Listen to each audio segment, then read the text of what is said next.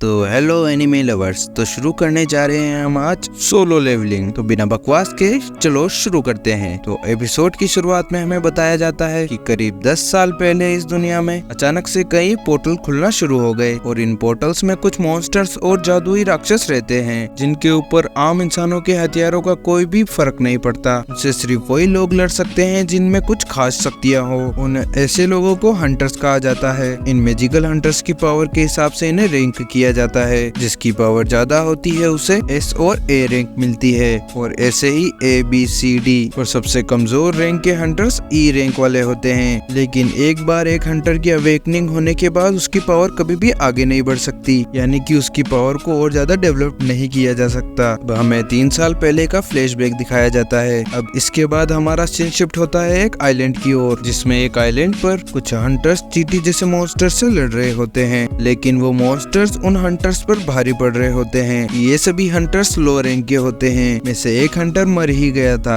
पर तभी यहाँ पर 3 एस रैंक के हंटर्स आ जाते हैं। आसानी से इन चींटियों मॉन्स्टर्स को मारने लगते हैं। इन हंटर्स में से एक हंटर्स का नाम व्यूंग होता है, जो एक घायल हंटर को अपनी हीलिंग पावर से हील कर रहा होता है। तभी यहाँ पर एक व्हाइट कलर की बड़ी चींटी आ जाती है, जिन्हें ये लोग सभी चींटियों का बॉस मान रहे थे, क्योंकि ये बाकी चींटियों के मुकाबले ज्यादा ताकतवर थी। और तभी 2 एस रैंक के हंटर्स मिलकर उसे आराम से मार देते हैं। तभी यहाँ पर और भी व्हाइट कलर की चींटियां आने लगती है और तभी सब एस रैंक के हंटर्स उनसे भी लड़ने के लिए तैयार हो जाते हैं। और दूसरी तरफ सिटी में भी चींटियों की आर्मी ने अटैक कर दिया था और उन्हें भी रोकने के लिए हंटर्स की सेना तैयार थी। मास्टर चोई नाम का एक हंटर अपनी फायर पावर की मदद से उन पर अटैक करता है, जिससे सारी लाल चींटियां तो मर जाती है, पर सफेद चींटियों को उससे कोई फर्क नहीं पड़ता। और इसके बाद बाकी के हंटर्स भी उन पर हमला कर देते हैं और कहानी प्रेजेंट में आ जाती है, जहाँ कंस्ट्रक्शन साइट के पास एक डेंजन पोर्टल खुला होता है, जिसके मॉन्स्टर्स को मारने के लिए कुछ हंटर्स को बुलाया जाता है। में एक पार्क नाम का हंटर होता है, जिसने वैसे तो हंटर का काम छोड़ दिया था, लेकिन उसकी वाइफ प्रेग्नेंट है और उसे कुछ पैसों की जरूरत है, इसीलिए वो आज के मिशन पर आया है। कि मिशन पूरा करने पर हंटर्स की काफी अच्छी कमाई होती है। यहाँ कहानी का हीरो जेनवू आ जाता है। सब लोग जेनवू को अच्छे से ग्रीट कर रहे होते हैं। पार्क पूछता है ये लड़का कौन है, जो सब लोग इसे देखकर खुश हो रहे हैं। क्या ये पावरफुल हंटर है? पर किम नाम का हंटर उसे बताता है बात असल में बिल्कुल अपोजिट है, क्योंकि जेनवू को दुनिया का सबसे कमजोर हंटर माना जाता है। तो एक ई रैंक के मिशन में भी घायल हो गया था, इसीलिए जेनवू सबसे कमजोर हंटर है। अगर इसे इस मिशन पे बुलाया गया है तो ये मिशन काफी ज्यादा इजी होगा, इसीलिए सब जेनवू को देखकर खुश हो रहे थे। और जेनवू ने ये सारी बातें सुन ली थी, लेकिन जेनवू भी ये जानता था कि ये सब बातें सच है। तभी वहाँ जेनवू से मिलने जूई नाम की एक हंटर आती है। इसके साथ वो पहले भी मिशन पर जा चुका है। जूई एक बी रैंक की हीलर है और वो सच में जेनवू की केयर करती है। जेनवू उसे बताता है कि पिछले ई रैंक के मिशन में वो अकेला पूरी तरीके से घायल हो गया था। उनकी टीम में कोई हीलर भी नहीं था,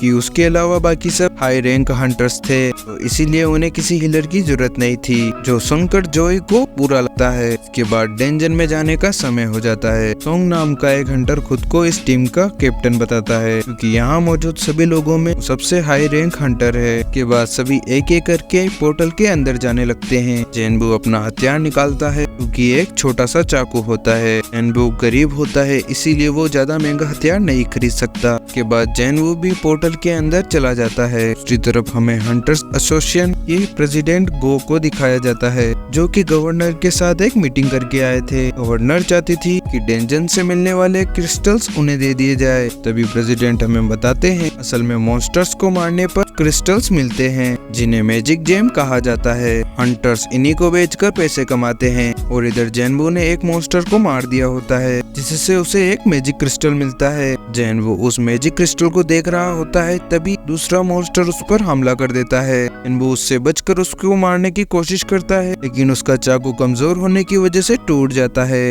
तभी वो मॉन्स्टर जेनवू के पेट में तलवार घुसा देता है, लेकिन तभी पार्क आकर उस मॉन्स्टर को मार देता है और जेनवू को बचा लेता है। और जेनवू बुरी तरीके से घायल हो गया था। तभी जोई उसके पास आकर उसे हील करने लगती है। तभी जेनवू देखता है कि बाकी हंटर्स आसानी से इन मॉन्स्टर्स को मार रहे थे और हाई रैंक मॉन्स्टर्स को मारने से भी ज्यादा कीमती जेम्स मिलते हैं, जिनसे ये लोग और भी पावरफुल हथियार बनाते हैं ताकि और पावरफुल मॉन्स्टर्स को मारा जा सके। हालांकि डेंजन में खुदाई करने से माना क्रिस्टल्स भी मिलते हैं, लेकिन वो मैजिक जेम जितने पावरफुल नहीं होते।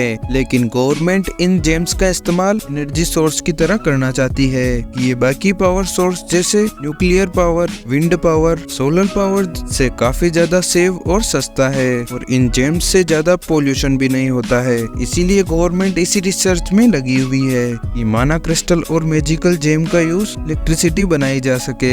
इधर डेंजन में हंटर्स ने सभी मॉन्स्टर्स को मार दिया था और उनका मिशन पूरा हो गया था, लेकिन उन्हें यहाँ पर ज्यादा जेम और क्रिस्टल्स नहीं मिले थे जिससे उनकी ज्यादा कमाई नहीं होगी। और जेनवो के पास भी एक ई रैंक क्रिस्टल था कि बहुत ही सस्ता है। जेनवो से पूछती है कि वो आखिर हंटर क्यों बनना चाहता है, किसी दिन जल्दी मर जाएगा। तभी इन लोगों को यहाँ पर एक सुरंग दिखाई देती है, यानी कि इस डेंजन के अंदर भी एक डेंजन है। ये बहुत ज्यादा अजीब बात है। तभी सॉन्ग बताता है कि उन्हें इसके बारे में हंटर एसोसिएशन में बता देना चाहिए, लेकिन बाकी हंटर्स कहते हैं कि उन्हें इस सुरंग में जाकर बाकी मॉन्स्टर्स को भी मार देना चाहिए, जिस वजह से इन्हें और ज्यादा जेम्स मिल सके। और वैसे भी ये डी रैंक का डेंजन है तो उन्हें डरने की कोई जरूरत नहीं है। लेकिन कैप्टन सभी का वोट लेता है उन्हें अंदर जाना चाहिए या नहीं। आधे लोग इसके लिए हाँ करते हैं और आधे लोग इससे मना करते हैं, इसीलिए वो टाई हो जाता है। अब बस जेनवू का ही वोट बचा था। जेनवू मन में सोचता है कि मेरे फादर लापता होने के बाद उनकी फैमिली में कमाने वाला मैं अकेला हूँ और उसकी माँ हमेशा बीमार रहती है और उसकी बहन को कॉलेज जाना पड़ता है। और इन सभी चीजों के लिए जेनवू इतना जानलेवा काम करता है और वो भी सुरंग के अंदर जाने के लिए हाँ कर देता है। और यहाँ हंटर्स एसोसिएशन में भर्ती होने के लिए पहले इन्हें एक टेस्ट देना होता है जिससे इनकी मैजिकल पावर के बारे में पता चलता है।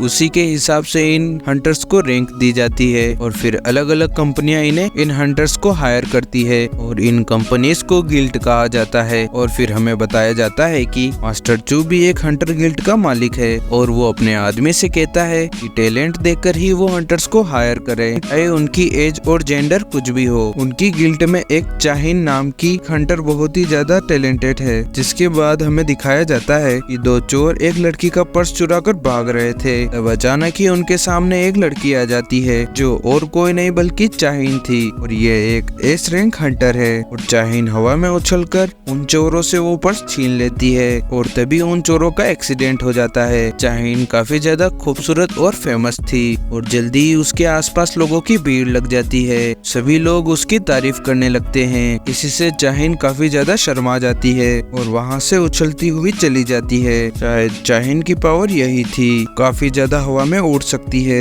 फिर इधर गुफा में हंटर्स चलते जा रहे थे और तभी जेनवू जोई से माफी मांगता है क्योंकि उसकी वजह से ही जोई को भी अंदर आना पड़ा। जोई उससे काफी ज्यादा गुस्सा थी और उसे डांटती है क्योंकि अभी तो वो मरते मरते बचा था, अभी फिर से उसने एक और डेंजन में जाने के लिए हाँ कर दी और अगर टीम में कोई हीलर ना होता तो जेनवू की जान बचना मुश्किल था। और जेनवू उससे वापस से माफी मांगता है तो जोई उससे कहती है वो माफी के बदले उसे डिनर पर ले जा सकता है, जो सुनकर जेनवू थोड़ा शर्मा जाता है। अब सुरंग के आखिर में इन्हें एक बड़ा सा दरवाजा दिखाई देता है जिसे खोलकर वो लोग अंदर जाने लगते हैं। और इधर प्रेसिडेंट को बढ़ती हुए हंटर्स को बताते हैं 10 साल के बाद भी इन्हें ज्यादा पोर्टल्स के बारे में कुछ नहीं पता है और कोई नहीं जानता है कि डेंजन में कभी क्या हो जाए। और एक हंटर बनना बड़ा ही रिस्क का काम है और भले ही आपने कितने भी मिशंस कंप्लीट कर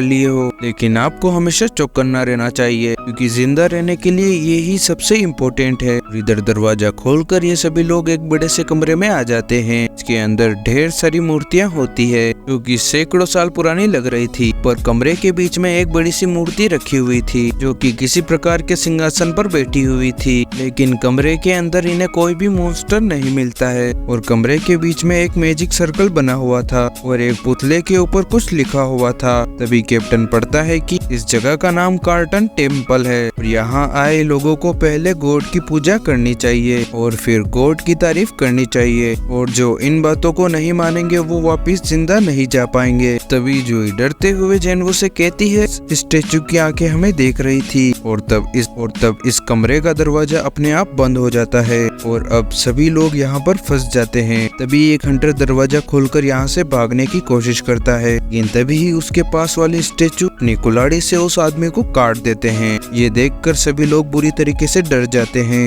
हंटर कहता है कि वो स्टेचू हिल कैसे रहा है और अगर स्टेचू हिल सकता है तो इसका मतलब है कि यहाँ पर रखे सभी स्टेचू जिंदा है। और जेनवू भी ये देखकर डर गया था और वो सोचता है कि ये तो डी रैंक का हंटर था, ये इतनी आसानी से मारा गया, उसके जैसे कमजोर हंटर का क्या होगा। और ये स्टेचू तो बहुत ही पावरफुल है, मतलब ये कोई लो रैंक डेंजर नहीं है और इसका मतलब है जूही सच बोल रही थी। और जेनवू फिर से अपने पीछे वाले स्टेचू को देखता है और वो भी जिंदा हो जाता है। भी जेनवू सोचता है कि मैं इससे पहले भी इससे ज्यादा बुरी सिचुएशन में फंसा हुआ हूँ, जैसे कि पहले मिशन में अपनी टीम से अलग हो गया था, तभी ई रैंक के डीमन ने मुझे घायल कर दिया था। उसके बाद मैं काफी हफ्तों तक हॉस्पिटल में एडमिट रहा था। बार तो मैं भूल भुलैया में ही अटक गया था और भूख प्यास से मरने ही वाला था। मेरे लिए तो ई रैंक के डेंजर में जाना भी जिंदगी और मौत का खेल है। और बाकी हंटर्स को मैजिक जेम बेचकर जो पैसे मिलते हैं वो उससे और भी ज्यादा स्ट्रॉन्ग हथियार खरीदते हैं ताकि वो और पावरफुल मॉन्स्टर को मार सके। लेकिन मेरे पास तो एक सस्ता सा चाकू था,